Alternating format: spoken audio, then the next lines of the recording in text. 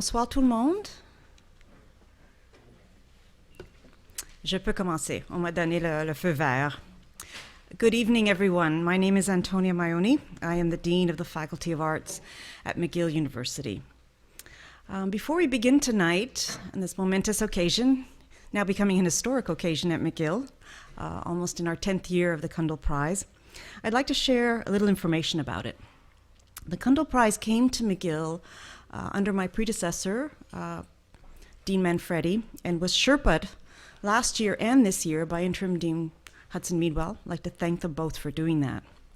The reason the Cundill Prize came to McGill University is that the late Peter Cundill wanted to recognize and promote literary and academic achievement in history.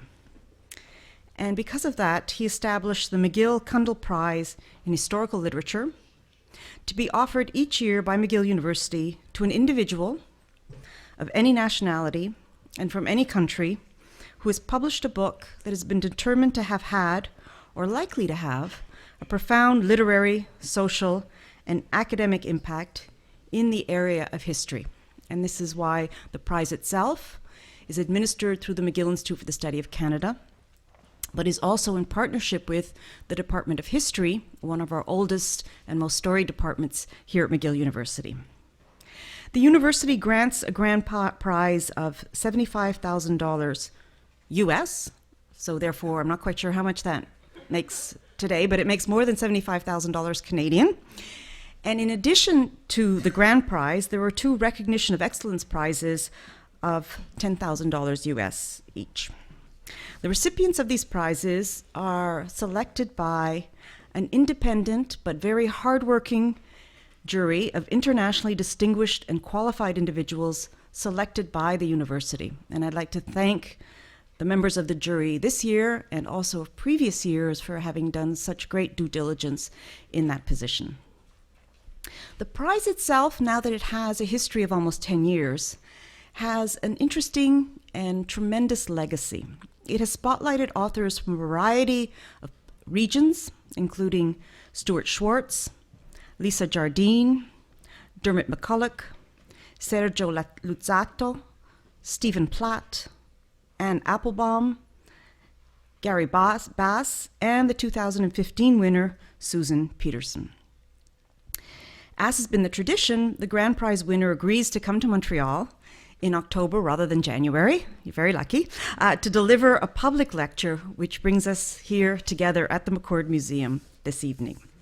But the other reason that we are gathered here is to announce this year's Cundill Prize shortlist, and I'm very pleased to be able to do that now. There's no drum roll, but there should be, for the three books that are now our three finalists, and the winner will be announced in November at the Cundill Dinner in Toronto. So the three finalists for this year's Cundill Prize shortlist are Thomas Lacoeur, The Work of the Dead, A Cultural History of Mortal Remain; David Wootton, The Invention of Science, A New History of the Scientific Revolution; and Andrew Wolfe, The Invention of Nature, Alexander von Humboldt's New World. Congratulations to all three finalists.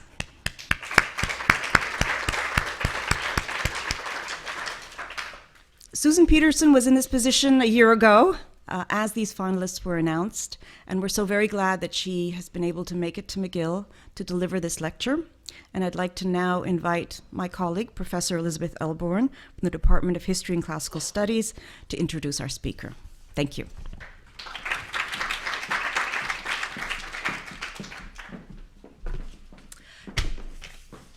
It is a great honor to welcome Dr. Susan Patterson to Montreal. Dr. Patterson, winner of the 2015 Cundill Prize for her magnificent book, The Guardians, The League of Nations, and the Crisis of Empire, is one of the probably the most kind of significant historians of modern Britain. She is a scholar of striking depth and range. Philosopher Isaiah Berlin once divided scholars into hares and foxes, those who dig deep and those who range widely. Somehow, Susan Patterson manages to do both at once. She has a remarkable capacity to combine different scales, to combine the humanity of a single biography with the range of thinking about subjects such as internationalism in the interwar period. Dr. Patterson is Professor of History and James P. Shenton Professor of the Core Curriculum at Columbia University. Her work has included a striking diversity of subjects. Her early work included a comparative study of the origins of the welfare state in Britain and France. She has an influential biography of early 20th century feminist Eleanor Rathbone and the Politics of Conscience. She has ranged into edited work on the history of settler colonialism, doing important work on settler colonialism in the 20th century. She pays attention to gender, to colonialism, to the history of ideas, to complex approaches to politics. And her most recent work ranges very widely in a work of breathtaking scope in international history. Dr. Patterson has a Canadian dimension. She is the child of Canadian parents, born in Japan to Canadian parents. She has been recognized by multiple honors, so just a part of this long list. Her fellowships include a fellowship from the Guggenheim Foundation, the Princeton Institute for Advanced Study, the Wissenschaftskolleg zu Berlin, the Radcliffe Institute for Advanced Study, and the American Academy Berlin. In 2014, she had the significant honor of being invited to deliver the Ford Lectures at Oxford University on the subject of internationalism and empire, British Dilemmas, 1919 to 1939. She lives in New York City and is a regular contributor to the London Review of Books, among other work. The Guardians, the League of Nations and the Crisis of Empire, has been widely recognized as a tour de force. In The Guardian, Mark Mazawa observes that The Guardian transforms our understandings of the League of Nations. The Cundill jury's citation reads in part, Susan Patterson's The Guardians, the League of Nations and the Crisis of Empire is a riveting work of global history. The Guardians enables us to see the League with new eyes, and in doing so, appreciate how complex, multivalent, and consequential this first great experiment in internationalism really was. Throughout, the work is, I think, also characterized by Dr. Patterson's humanism. She brings to life people, recreates dilemmas, elegantly eviscerates that which deserves to be eviscerated, but also complexifies our understanding of the interwar period. We are greatly honored to hear today from Dr. Patterson. Thank you very much and welcome.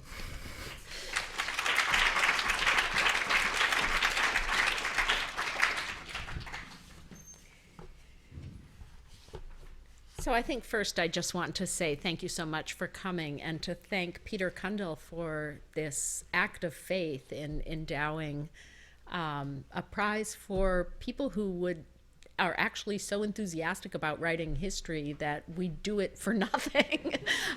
It's really remarkable, and thanks to McGill for asking me to come and for hosting this event. So if people know one thing about the League of Nations, it is that it failed. It was the organization set up to prevent a world war, remember, and it spectacularly failed to do that. So low fell its reputation that when the Allies met in San Francisco in the spring of 1945 to plan a new United Nations, they never admitted it would be based almost entirely on its predecessor's structure. They were sloughing off the old League, they said, building something entirely new. Just to drive the point home, the last Secretary General of the League, Sean Lester, was invited only at the last minute, stuck in a bad hotel, and kept well away from the action. The fear seemed to be that he would, like the bad fairy at the christening, jinx the whole thing. I hope to persuade you today that this is a silly way to think about the League of Nations. First, it misunderstands what the League was. It wasn't an actor that did this and that, so much as an arena in which other actors met and collaborated or quarreled. Thinking about the League as a success or failure is rather like thinking about the U.S. Congress as a success or failure. Tempting that may be, but it isn't really either. It's an institution, an arena for inter-party rivalry or collaboration, just as the League was an institution, an arena for international collaboration.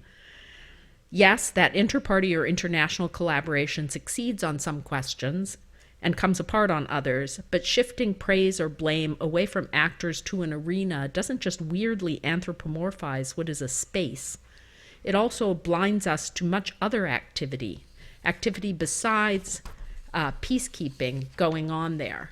In our rush to judgment, we can't see what's in front of our noses. I'd like to persuade you then that it's worth looking back at the League of Nations. I'm not the only person making this argument. Sort of inadvertently, I found myself in the last 10 years as part of a kind of movement, a movement of scholars reassessing the work of this first major experiment in international government. So, why were scholars going back to the League? My own story might give you some clues. The first time I went to the League archives in Geneva, I wasn't actually researching the League at all. I was following the trail of a 1920s campaign to get the British government of Hong Kong to crack down on the indentured servitude of girls. Okay, let's see if this actually works. Yes.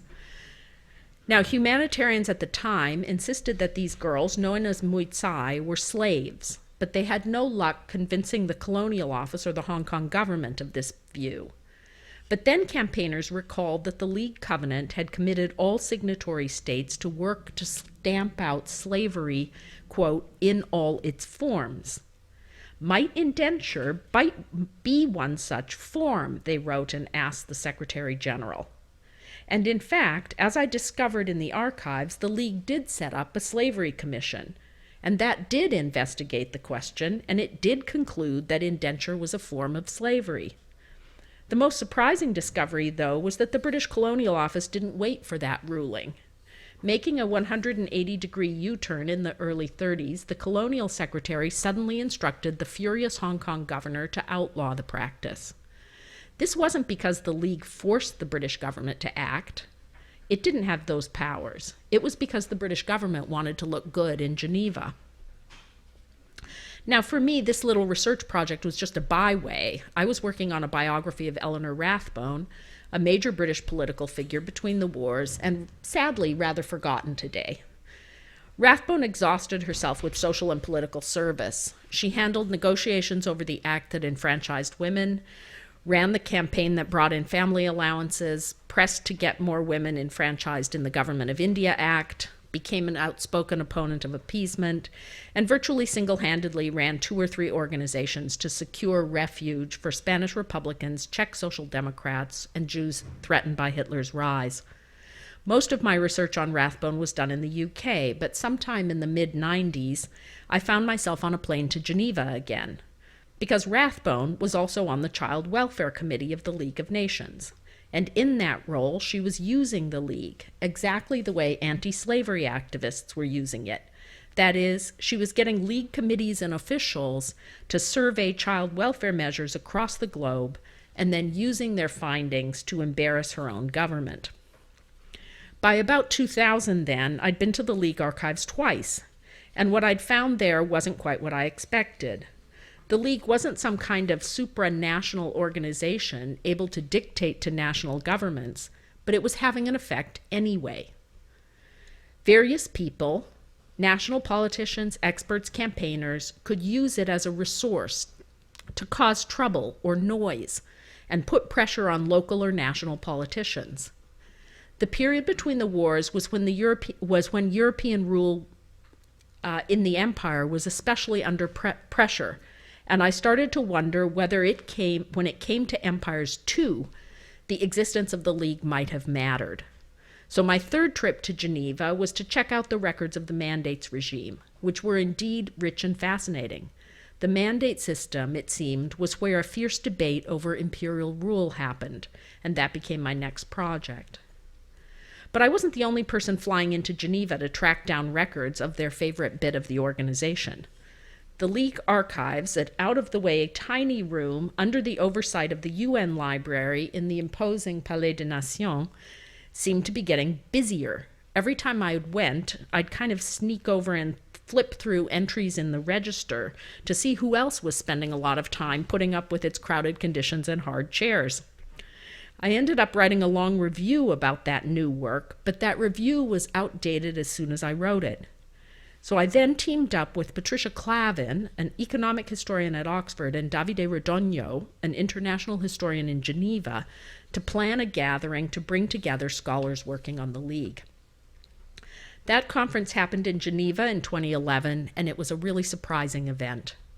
We had invited some 25 people from 6 continents working on the League, the folks we thought were in the forefront of this new work. But then another 25 scholars showed up in Geneva, papers in hand, to take part, and still more wrote to let us know of their existence. In the end, we just had to open a website and let anyone who wanted deposit their work. And that wasn't even accounting for the graduate students who swamped my inbox with pleas to attend.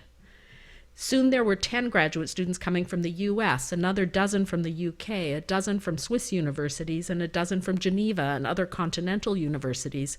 We had to set up a separate workshop just for the graduate students. Those students weren't writing narratives of failure or success. They were trying to figure out what the League did. They were studying how it had affected child welfare, women's rights, refugees, international law, trade regulations, communications and radio, air traffic and river traffic, economic development, the opium trade, the traffic in women, slavery and indenture, diplomatic practices, Pacific and Latin American relations with Europe, and a whole host of other subjects. Today, those graduate students are assistant professors and lecturers at Sydney and Birmingham and Cambridge and Sheffield and Birkbeck and Ankara and Oslo and elsewhere. And I'm glad I spent the last decade in their energetic company. But I'm also glad my book is out and I can leave this research area because, frankly, I want a quieter life. I'm tired of all these young people yapping at my heels. As I exit, though, it seems worthwhile to step back and take stock and to ask why this attention developed. Why did so many scholars, seemingly all at the same time, start looking at the League of Nations? Part of the answer, surely, is that we always write histories of our present. In the Cold War, we wrote realist accounts of great power balancing. In our new and uncertain multipolar world, we're drawn to an uncertain multipolar period. The League was born at a moment when significant threats leapt across borders: arms proliferation, trade imbalances, financial crises, refugee flows, cholera racing through Eastern Europe, the flu following across the globe. All of this seems oh so familiar to us. And when we look at the organizations we use to address those issues now, we find they are rooted in League ventures. The World Health Organization grew out of the League of Nations Health Organization, and UNESCO out of its Committee on Intellectual Cooperation. The Bank of International Settlements out of the work of the League's Economic and Financial Organization, and the UN High Commission for Refugees out of the Nansen Office for Refugees. The Trusteeship Council out of the Mandates regime. And I could go on. So when historians look for the genealogies of today's international norms, or indeed today's instruments of international governance, they find the League. So it makes sense that we're looking back at this time. But it's worth noting that the character of the League wasn't preordained. The shape it took was partly accidental. It wasn't supposed to be what it became: a vehicle for international publicity and talk and activism on all matters under the sun. That wasn't what the framers intended. So how did this happen? Part of the answer is the system changed shape because the U.S. didn't join.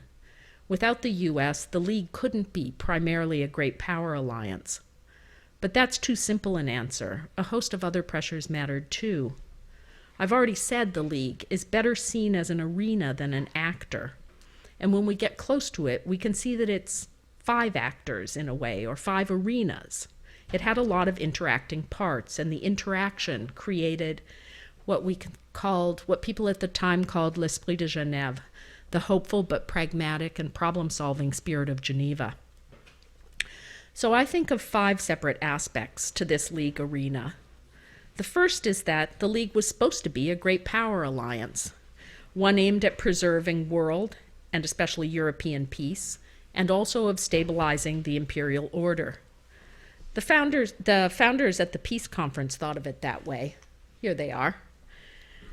They thought it would be a standing conference of foreign ministers, handling one tricky situation after another. They thought the League Council could just be composed of the great powers, precisely for that reason. But that vision of the League as a great power alliance didn't work, first because the US didn't join, and then because the French wouldn't allow the Germans to join, and then because a host of small or medium-sized powers insisted they needed representation on the council too. This isn't the greatest map, but it states that became members of the League. What's in white is what didn't. It's actually not correct. So the council expanded once and then twice until it was composed mostly of smaller powers. One Scandinavian state, one from the Little Entente, one British Dominion, 2 Latin American states, and so on and so on and so on, in a series of compromises that pleased no one and made the League Council ever more ineffective. When Germany joined the League in 1926, Poland insisted on a semi-permanent seat on the council, and Brazil exited because it wasn't given one. And when the great powers were forced to negotiate with small fry in the room, they created new arenas for private negotiation, those Locarno tea parties so deplored by people who weren't invited. This is Eric Solomon's brilliant portrait of Chamberlain and Stresemann and Briand talking together. Eric Solomon is the most brilliant photographer of things that happened in Geneva. He was killed at Auschwitz, and I always want to show a picture by him. Until Hitler pulled Germany out of the League in 1933, the council was at least reasonably functional, with the League Secretariat working hard to broker agreements behind the scenes and before the meeting opened. But precisely because the great powers were often at loggerheads, great power collusion could never be the heart of the system. So if the League wasn't really a great power alliance, was it a parliament of man? Certainly that's how the delegates showing up for the annual assembly in Geneva, wait, that's Ben. There, saw it. From the start, the assembly, which is the second main part of the League, claimed the right to admit and expel member states and to review virtually all the work of the League. Assembly sessions were always public, and there could be an air of unreality about them because the Assembly was prone to pass resolutions that individual member states had no intention of honoring. But as an arena for the articulation of norms, the Assembly mattered, especially when it started setting up committees and charging them with getting to work. For the League became, and this is third, an arena for the deployment of expertise, as a host of committees and commissions got to work, hammering out agreements and procedures on everything from air traffic control to infectious disease to disputed borders to double taxation. This is the aspect of the League which scholars today rediscover with some surprise. The League of Nations Health Organization was born when the cholera epidemic began sweeping through Eastern Europe and no state could take it on. The Nansen Office for Refugees and the Nansen Passport arose out of the need to figure out what to do with white Russians streaming across borders. The League's economic and financial section found its feet working out a stabilization plan in Austria. Projects like this often drew on pre-existing philanthropic and expert networks, people like Save the Children Fund or the Anti-Slavery Society. The United States might not have been a member state of the League, but in a sense, American foundations were. The Carnegie Corporation paid for the League's library and supplied its first librarian. The Rockefeller Foundation supplied as much as half the funding of the health organization in the 1930s. The U.S.'s Association for Moral and Social Hygiene didn't just finance the League's inquiry into sexual trafficking, but supplied its staff. Washington and Princeton gave refuge to League bodies during the Second World War.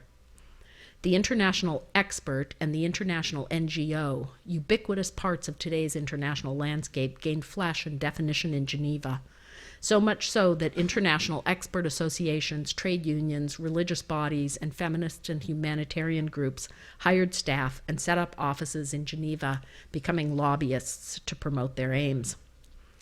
For the League became, as it accumulated functions, at once a kind of court of appeal and a popular cause. So to the three leagues, the Great Powers League, the Small States League, and the Experts League, we must add a fourth league, a People's League, the league to which millions across the world turned with faith in its ideals or hope of its authority. The assembly of the League met in Geneva, but there was also an assembly of League of Nations societies, a kind of parallel raucous people's convention of all the enthusiastic organizations founded to support the League and perhaps pull it onto better lines. Some 2 million individuals joined those organizations. In 1931, the British League of Nations Union alone had 400,000 members. This is just a summer school of the League of Nations with my friend Eleanor Rathbone there in the middle. Of course, she would be there. But individuals with grievances also turned to the League, or just showed up in Geneva. The League was a post box to which anyone could send a complaint. It was a door on which anyone could knock. The League of Nations was actually a league of those nations that could claim statehood or sovereignty. In that case, it was really a league of states or a league of empires, not a league of nations.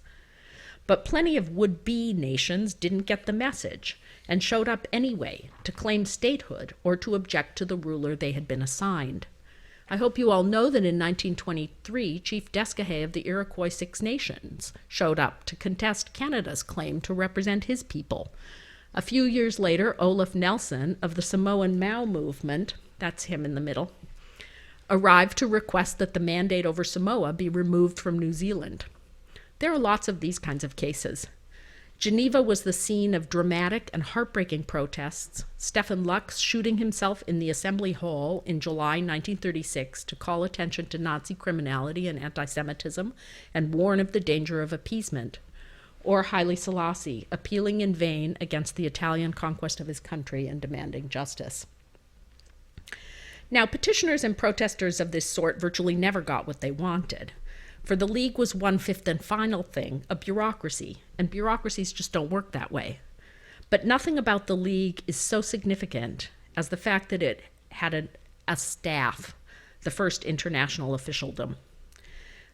Let me just explain how near accidental this was and how much it mattered. In the spring of 1919, as plans for the League were taking shape in Paris, Wilson and Lloyd George began to cast around for someone to head the organization up. They turned to this man, Sir Maurice Hankey, secretary to the British War Cabinet, whose meticulous organizational work had saved the peace conference from near disaster. Hankey considered the offer, but he was worried the League might not amount to much. America's commitment seemed shaky, the British and the French were squabbling, and the whole plan seemed pretty woolly to him anyway. He talked to a friend from the Committee of Imperial Defense, Lord Esher. And Esher thought it was a bad idea, too. The League Secretary General, Esher wrote, and I'm quoting, might build a huge megaphone through which he will blow across the continents and the oceans. But power to influence great events does not reside in megaphones, but in the still small voice that whispers in the ear of the Wilsons and Lloyd Georges of this world. Hankey agreed, noting in his diary that the British Empire is worth 1,000 leagues of nations. He turned the Secretary Generalship down. Before he did, though, he sat down to sketch a plan for its administrative structure. This is really revealing, for if you look at his plan, which is preserved at Churchill College, Cambridge, it's clear Hankey thought of the League as a great power conference, just as his masters had done. Hankey knew the new League would need a bureaucracy, but he thought that could be comprised of distinct national bureaus. There would be a British section and a French section, an American section, an Italian section, a Japanese section, and in time a German section, each staffed by civil servants seconded from the member state. Yes, of course, there had to be a permanent staff of translators and typists and clerks, but they would provide only technical support for what would be then essentially a standing conference of the world's great powers. It's lucky for the League, and certainly lucky for internationalism, that Hankey turned that job down. Because when the Foreign Office official, Sir Eric Drummond, inherited the post instead, he proceeded along very different lines. Drummond was a meticulous and pragmatic soul, but he had his moment of vision. Sketching out his plan for the League Secretariat a few months later, Drummond broke with Hankey's great power-centered structure. The institution would be organized by function, okay? With secretariat sections supporting each area of work, those are in the middle there, the 11 sections. Legal, political, disarmament, press, mandates, health, economics, and so on, entrusted to the League by the Covenant.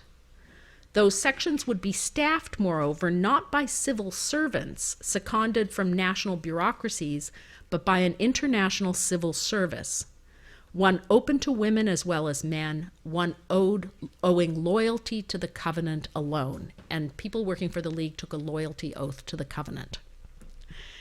It's hard to overstate how important this was. The Council would still be dominated by the great powers. The Assembly would still be woolly, ineffective, and meet only occasionally. Many states would actually place spies in the Secretariat or press their nationals to put loyalty to country first. The Secretariat was notoriously leaky, but a principle had been established. The international was more than a space of negotiation and diplomacy. It was an interest in and of itself, with an obligation to work on all issues outlined by the Covenant, whatever individual states wanted. This is why, when anti-slavery activists wrote to ask whether indenture was a form of slavery, there was someone in Geneva who had to answer that letter, and who had to answer it based not on his or her individual country's preferences, but based on what experts agreed the Covenant had meant. This is why, when Eleanor Rathbone decided that the League should survey child welfare provisions around the globe, there was some official in Geneva, in the social section, who could be given that job. Drummond's decision turned the Secretariat, not the Council, into the League's beating heart. The great cartoonists of the League, Aloy Durso and Emery Kellen, recognized this in 1931 when they portrayed Albert Thomas of the ILO, that's the bearded fellow, and Drummond of the League with the parrot on his head, walking barefoot across the Red Sea, the waves of unemployment, industrial crises, and armaments parting to let them pass. So this was the League, the Council, the Assembly, the bureaucracy, the experts, and the public banging on the door. All these 5 parts came together in Geneva itself. And if we see them as a whole, we can see that the League wasn't so much a single actor as an arena or a force field, one that many states or groups entered and used and that affected their strategies in turn. For that world was a public one. It was written into the Covenant that the League would do its business in public, that its minutes would be published, that its deliberations would be printed up and posted off to anyone who asked for them. The League's information section had the largest staff of any League section. It had its own radio station, Radio Nation, and it had a huge Geneva press corps. There they are, having dinner, eager to waylay its delegates, date its typists, invite disgruntled petitioners for a drink.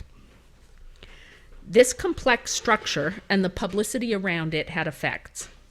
The League didn't necessarily solve questions, but it internationalized and publicized every issue it touched. It was, as Escher said so dismissively, a megaphone. He thought that didn't matter, but was he right? Was the still small voice whispering in Wilson's ear more important? My book is an attempt to answer that question for one issue, imperial rule. How would international oversight, the bright light of scrutiny, the megaphone of publicity, the arguments over internationalization affect imperial rule? And since I answered that question in about 500 pages, it's a bit tough to answer it in 10 minutes. But the shortest answer is that by throwing open the management of empires and throwing it into an arena that wasn't just a great power compact, the peacemakers inadvertently created an engine within which empire could be questioned, scrutinized, and delegitimized. Every single one of the 5 parts of the League that I've laid out here was involved in the mandate system. That system was set up, of course, to legitimate the decision to allow the imperial powers to hold on to the Ottoman and German territories they'd seized in the First World War. At the Peace Conference in 1919 and later at San Remo in 1920, those powers agreed that the former Ottoman Middle East would be held under mandate by Britain and France. There we are. That Germany's African territories would be held under mandate by Britain, France, Belgium, and South Africa. And that Germany's Pacific territories would be held, this is not a very good slide, sorry, under mandate by Australia, New Zealand, and Japan. Those mandatory powers, as they were now called, thought of League oversight mostly as a mechanism for exchanging information among themselves. And they insisted that the system had to be under the control of the Council, which they dominated. But when the Assembly met for the first time in 1920, it was clear they didn't think of the mandate system this way at all. The Assembly, remember, was dominated by smaller powers, many of whom had pretty jaundiced views of their great power overlords. The Assembly insisted that they should oversee the mandates regime, and they insisted it should be brought immediately into effect. Under pressure from the Assembly, then, the Council agreed to appoint the Permanent Mandates Commission, called for by the Covenant. This is that body, and as you can tell from this picture, this is no group of wild-eyed radicals.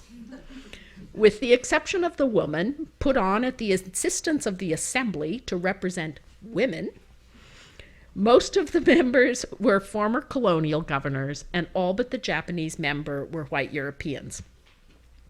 But to the complete disgust of the imperial powers, they were not appointed as representatives of their states, but as experts, and they served without term.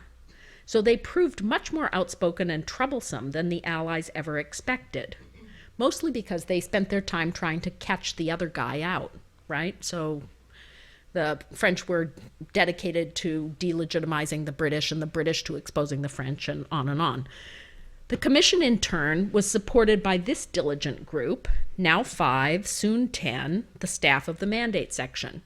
These are the people who staffed the meetings, researched tricky questions, wrote the reports when the commissioners were too lazy to write them, and answered piles of mail. The director of the section was that man on the far right, William Rappard, a Swiss-American political scientist and an excellent choice.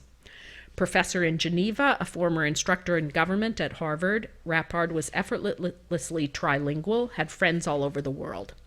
He also didn't think he was responsible to the mandatory powers. He thought he was responsible to the Covenant, that it was his job to make sure the oversight regime functioned as the Covenant intended, and not as the imperial powers wanted. So there we have 4 of 5 parts of the League, the Council, the Assembly, the bureaucracy, the experts, all struggling to shape the mandates regime. But let's not forget the last part, the public banging on the door. Because of the Assembly's suspicion of the imperial powers, and because Rappard shared those suspicions, the regime came to include its most surprising part, which was a petition process. People under the mandate, or even interested outsiders, could petition if they felt rules were being broken. Meet, for example, the members of the Syro-Palestinian Congress, gathered in Geneva in 1921 to tell the League how angry they were about France's expulsion of Faisal from Syria. Their secretary, Shakib Arslan, seated at the far right, would set up an office in Geneva and become the League's most indefatigable petitioner. Or meet Dantes Bellegarde, Haiti's delegate to the League, who leapt to his feet at the 1922 Assembly to denounce South Africa's bombing of African pastoralists in the mandated territory of Southwest Africa. Bellegarde's intervention prompted a League inquiry, an anti-slavery society petition, and much public denunciation of the South African regime. So what was the mandate system? Acting as a magnet for complaint, covered by a vigilant press, it was an engine for generating publicity and scrutiny. It was the arena where arguments over imperial rule were fought out. The mandate system couldn't solve the problems of empire, it internationalized them. It was, as Escher said, a megaphone. The question was, what difference this megaphone made? The book makes the argument that in the end, internationalization undermined the legitimacy of empire. I can't summarize the twists and turns of that story here, but certainly it wasn't a straight path. If internationalization mattered, it was not always in ways that actors could have predicted or intended. In the regime's early days, for example, the mandatory powers used the regime to condemn and defeat a series of anti-colonial risings. For while the covenant insisted that people living under mandate were to be protected and developed, it explicitly stated they were not ready for independence. They could not stand alone. So when Syrian nationalists under the Druze leader Sultan al-Atrash, or Samoan patriots led by Olaf Nelson or Tupua Tamasese, this is Tamasese in the middle, insisted that they were ready for independence, the Permanent Mandates Commission endorsed repressive measures against them. But publicity and internationalization could also undermine imperial authority, especially once Germany's entry into the League put the mandatory powers on the defensive. Now, the power that had relinquished those colonies had the right to scrutinize their administration and to comment on how new rulers were doing. In Germany, the loss of the colonies sparked a furious movement demanding their return. And while the imperial powers wouldn't consider that, at least in the Weimar period, in the Nazi period they did, the League had to make sure that international oversight had teeth. The League ruled in this period that imperial powers were not sovereign in mandated territories, and that territories under mandate must be open to economic enterprise, trade, and investment by all League states. Nobody took more advantage of that than Germany moving back into its former territories. In this sense, the League system was the harbinger of the world we live in today, in which former colonized states are sovereign, but in a world of rampant trade and mobile capital, that sovereignty might not mean very much. Once Germany left the League, that brief creative period ended. During the economic crisis, all great powers re-imperialized, with League powers throwing tariffs around their empires and the revisionist powers like Germany or Italy trying to claim new territory of their own. But the effects of internationalization, of the megaphone, didn't subside.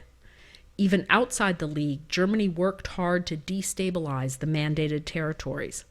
Italy schemed relentlessly to have Ethiopia handed over to it under mandate, and virtually all European states insisted they had an interest in how Britain handled its worsening crisis in Palestine. Britain, in these conditions, interestingly rather lost heart. It turned Iraq from a mandate into a client state in 1932, and it made clear later that it intended to get out of Palestine as soon as it decently could. So what did the League in this case do? It didn't directly force any sort of action. It didn't make the South Africans treat African pastoralists any better, or prevent the French from bombing Damascus, or make the British retreat from Iraq. What it did do, though, is create an arena in which a hard, bright light was shone on in every one of those places. And that bright light, that noise, sometimes changed what states then wanted, which means that Escher was wrong. The megaphone of publicity and internationalism mattered. As my book showed, an international regime set up to legitimate alien imperial rule against its own intentions, and because of the conflict and noise it unleashed, helped to bring that order down. And as historians after historian is finding for other arenas, the effects of internationalization and publicity were profound in those places as well. So if we want to understand the genealogy of our interconnected and globalizing world, this is one place we can look. Thank you.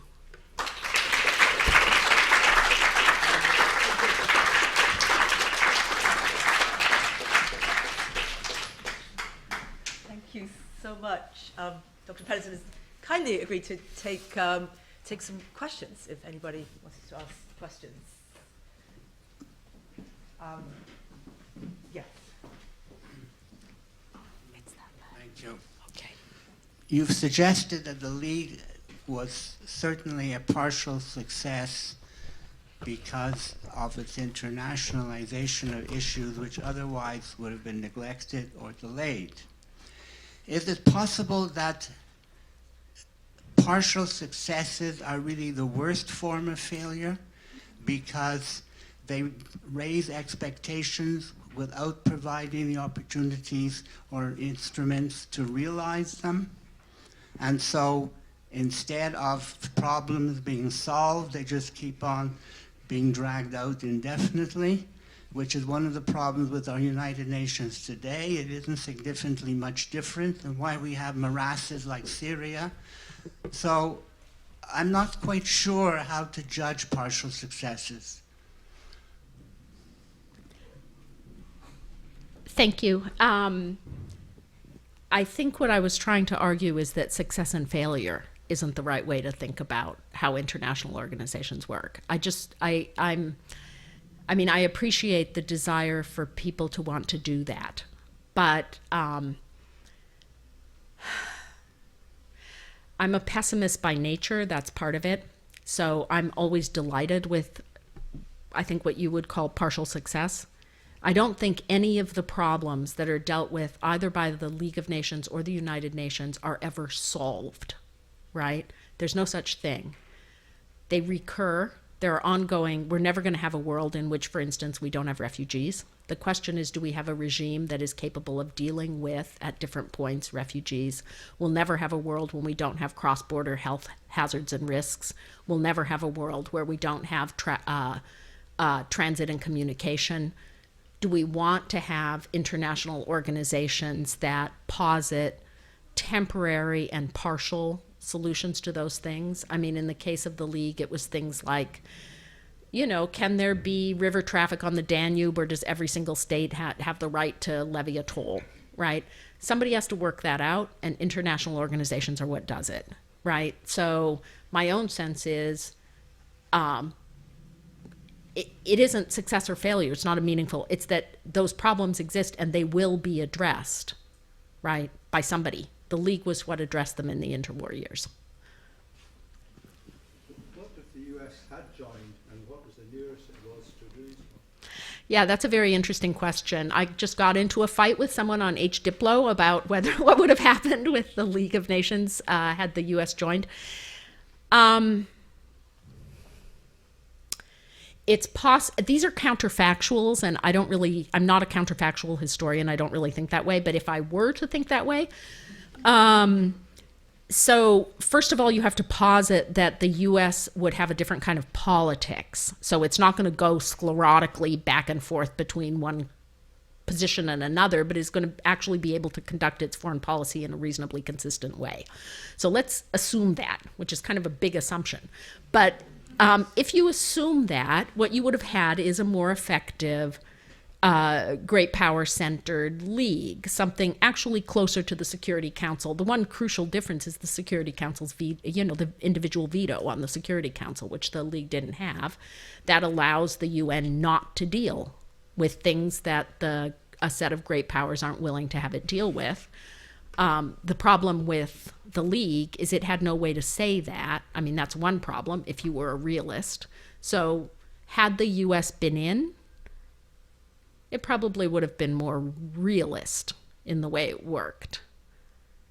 What I don't think is the case is that the US could have been relied on, given what we know about American power and politics in that period, to be a consistent League member, right?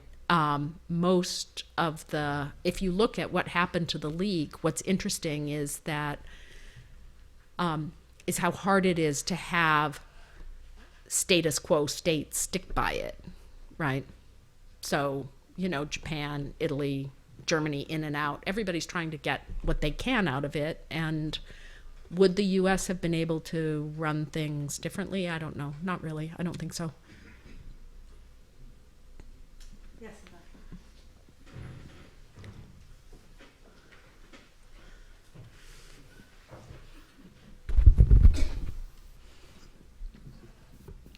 I wonder if you could say something about the role of the League in the Ethiopian Crisis, 1935-36.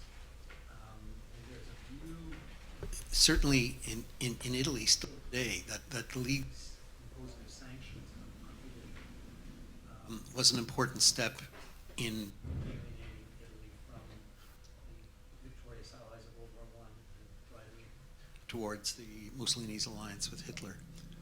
What can you say? Yes. It's interesting. I actually do think that the Italo-Ethiopian crisis is like the single most important and neglected subject when it comes to studies that have to do with the League. It's not been that thoroughly researched when you compare it to things like Munich. So my own sense is the Italians, in a sense, are right, but they can only be right if you start from the premise that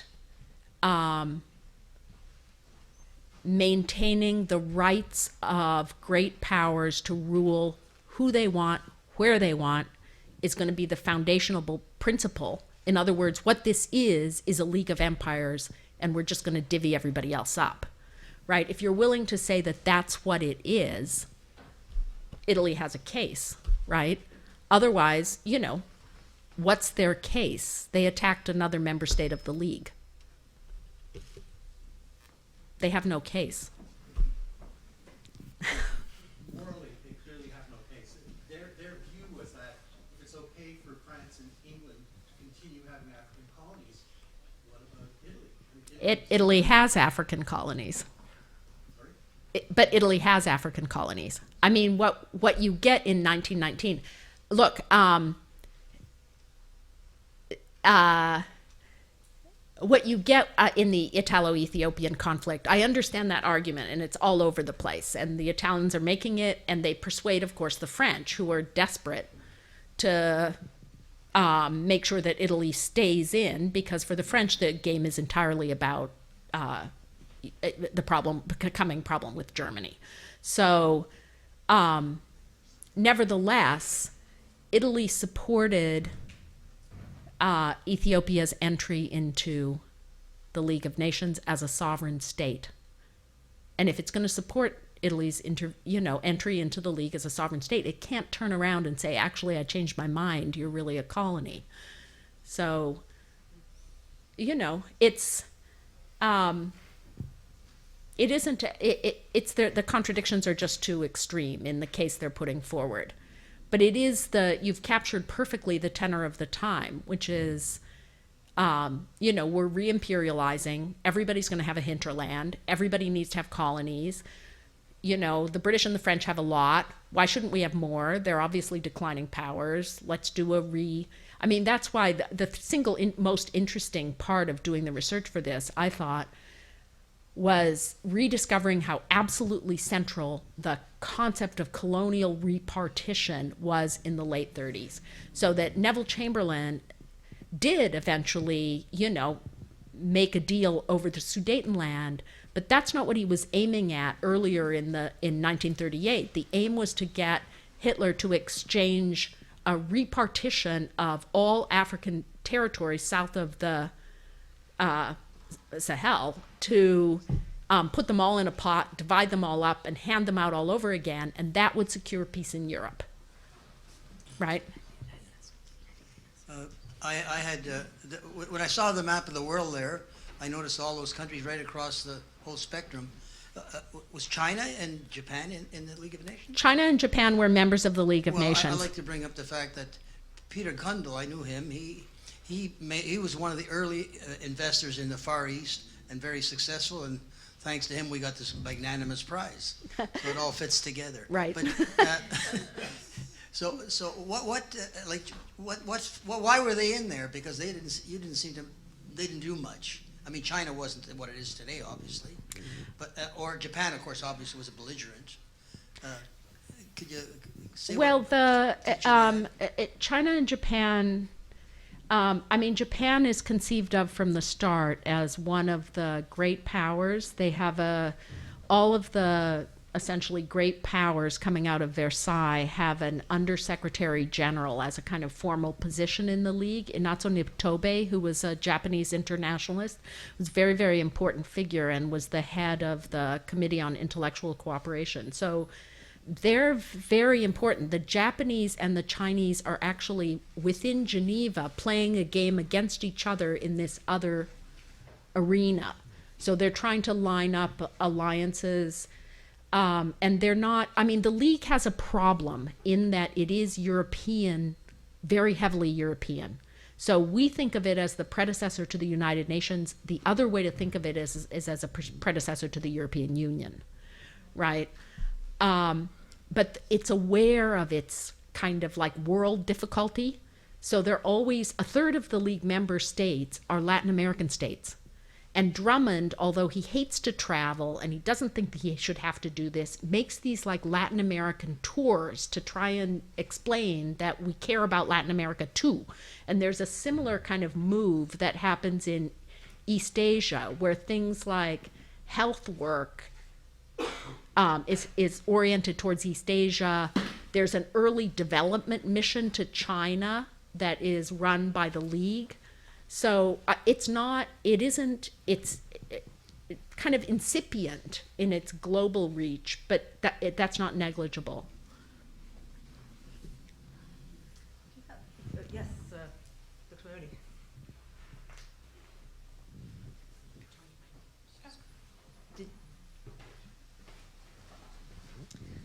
Professor Peterson, did anything surprise you about the role of countries like Canada, who were away from the conflict and yet, in a sense, connected to it by their colonial legacies? That's a kind of complicated question. I can't speak to Canada in particular. I just don't know enough about it. But it is the case that Canada, but also I think of Ireland, Belgium. There are some small states that are seen as reliable. This is not the case for Ireland because it's positioning itself vis-a-vis Britain. But small states have a lot at stake. Obviously, Canada's not small, but it's small in population and kind of world weight terms. So they have a lot to gain. They gain position and credibility and so on. So on key issues, some small states end up having enormous influence. The Scandinavians have much more influence, which you would kind of expect, than their size. They can broker things sometimes. Ireland is able to create embarrassments for Britain and spends a good deal of its time and effort doing that. So I think what you see is the dynamic that we see to some extent in the UN. People are able to use it as an arena for other reasons, and small states in particular, it's a very valuable arena. We might have time for one more question if anyone wants to ask a final question. Thank you. Thank you. Thank you very much for your book. I'm a political theorist, and I read your book with great pleasure because I'm interested in the ethics of reparations for colonialism. And Yes. I'm wondering if your historical analysis of the internationalization of colonial injustice and conflicts, before was a kind of more interactional practice, but then it became internationalized in a way through the League of Nations, and the covenant. That in a way, are you saying that we're looking at reparations in the wrong way, perhaps? Because today, what we mostly see are accounts of interactional reparations. For example, what do the British owe, the Mau Mau or to specific groups? Whereas, in fact, you're saying, well, in fact, the whole international order was quite complicit and responsible for the practice of colonialism. And I wonder, what implications do you draw from that, or what should we draw from that with respect to thinking about obligations for redressing colonialism today? Yeah, that is such a complex and difficult question. And I have to say, you're asking a question that I really have not thought about and that I feel is kind of beyond what I can speak to very effectively. But I do think you're right to say that it is valuable, or I would hope valuable if you think of imperialism as a question of world orders, not as a question of individual relations. Okay, so there are crimes that are committed in any individual case, but what is, I would imagine, is unhelpful is getting into a kind of one-upsmanship debate, right? The question is, how do we cope with a world system that's systematically structured inequalities in particular ways, and the legacies are that. Now, I am not, as I said, I'm not an optimist by nature. It's a hard moment to be an optimist in anyway. Partly because when you start thinking of it in system terms, the only reparations are systemic, right? And that depends on the robustness and the capacity of international organizations. And they're looking a bit frail, right now. On that pessimistic note, in a minute we will invite everybody to join us in a glass of wine. But before that, I would like to invite Andrew Potter, who is the director of the McGill Institute for the Study of Canada, to thank Dr. Patterson. Oh.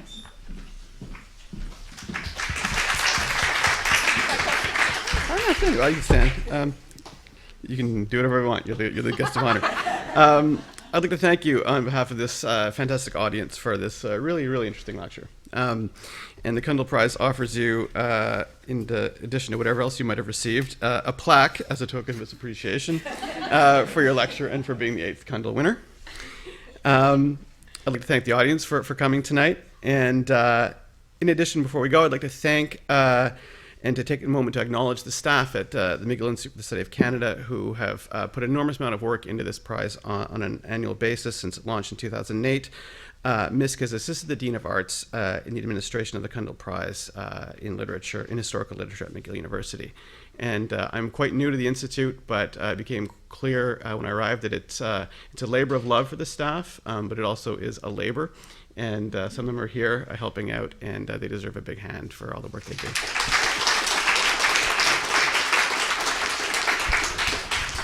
Finally, I'll promote MISC one last time. We're hosting the Econ Lecture, this semester's Econ Lecture on October 20th.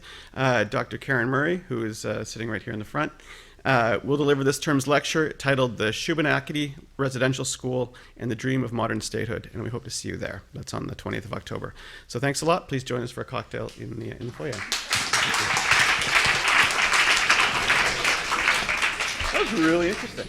I haven't read the book, and I thought the League of Nations, what do I need to know? The League of Nations. That was like super interesting. Oh, thank you so much. That's great. Well, I mean, I just